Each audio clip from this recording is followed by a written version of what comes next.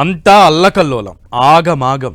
ఎప్పుడు రయ్యమని దూసుకెళ్తుందో, ఎప్పుడు ఢమాలంటుందో తెలియదు. ఇన్వెస్టర్లను షేక్ చేస్తున్న స్టాక్ మార్కెట్లు దారుణంగా పడిపోతున్నాయి. మార్కెట్లకు 28 ఫిబ్రవరి బ్లాక్ ఫ్రైడేగా మిగిలిపోయింది. ఏకంగా 10 లక్షల కోట్లు ఊడ్చుకెళ్లాయి. సెన్సెక్స్, నిఫ్టీ రెండూ డౌన్ఫాల్ చేస్తుండటంతో ఇన్వెస్టర్లకు తలలు పట్టుకుంటున్నారు. ఐటీ, టెక్, ఆటో, టెలికాం షేర్లలో అమ్మకాలపై ప్రెజర్ కనిపించింది. స్మాల్ క్యాప్, మిడ్ క్యాప్ షేర్లలోనూ సేల్స్ కంటిన్యూ అయ్యాయి.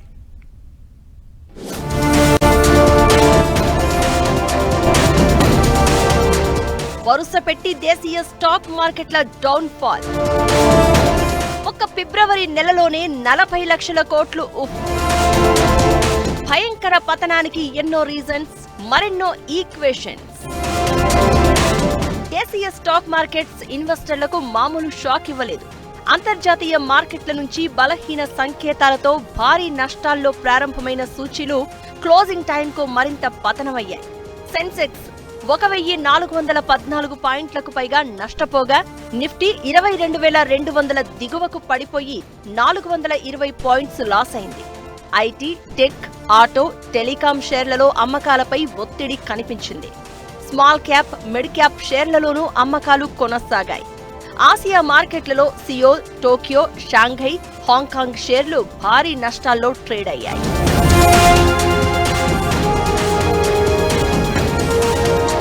సెన్సెక్స్ సూచీల్లో హెచ్డిఎఫ్సి బ్యాంక్, రిలయన్స్ మినహా మిగిలిన అన్ని షేర్లు నష్టాల్లో ట్రేడ్ అయ్యాయి. IndusInd bank, tech Mahindra, Titan, Mahindra and Mahindra, Infosys షేర్లు లాస్ అయ్యాయి. దీంతో ఇన్వెస్టర్ల సంపద దాదాపు 10 లక్షల కోట్లు ఆవిరైంది.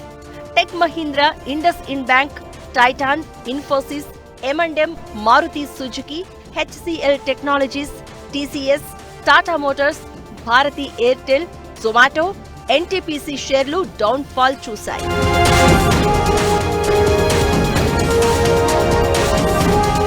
అమెరికా అధ్యక్షుడిగా ట్రంప్ ఎన్నికైనప్పటి నుంచి స్టాక్ మార్కెట్లలో అనిశ్చితి కొనసాగుతోంది. ఎప్పటికప్పుడు ట్రంప్ చేస్తున్న టారిఫ్ ప్రకటనలు ట్రేడ్ వారు భయాలు వణుకు పుట్టిస్తున్నాయి. మెక్సికో, కెనడాపై విధించిన సుంకాలు మార్చి 4 నుంచి అమల్లోకి రానున్నాయి. లేటెస్ట్ గా చైనాపై అదనంగా మరో 10% సుంకం విధిస్తాను అని ట్రంప్ ప్రకటించారు. డ్రాగన్ కంట్రీపై కూడా అదే రోజు నుంచి సుంకాలు అమలవుతాయని అంటున్నారు.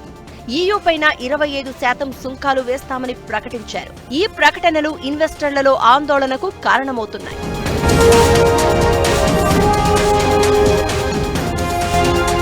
ఇండియన్ బ్యాంకుల 4th క్వార్టర్ రిజల్ట్స్ టెన్షన్ కూడా మార్కెట్ పతనానికి మరో రీజన్ గా చెప్తున్నారు ఎనలిస్టులు. ఇప్పటికే 3rd క్వార్టర్ ఫలితాలు నిరాశపరచడంతో 4th క్వార్టర్ కు సంబంధించిన అంచనాలు మరింత ఆందోళనలోకి నెట్టేశాయి. ఈక్విటీ మార్కెట్లో విదేశీ ఇన్వెస్టర్ల అమ్మకాల ఎఫెక్ట్ కూడా కనిపిస్తోంది.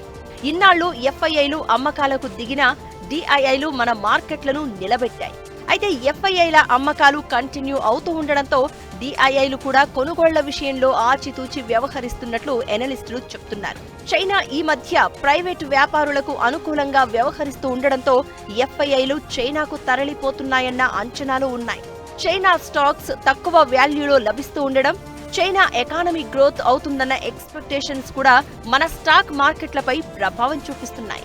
ఇలా ఎన్నో రీజన్స్, మరెన్నో ఈక్వేషన్స్ మధ్య మార్కెట్లు డమాల్మంటున్నాయి. దాంతో ఇన్వెస్టర్లు ఆల్టర్నేట్ ప్లాట్ఫామ్ను ఎంచుకునే ప్రయత్నంలో పడ్డారు.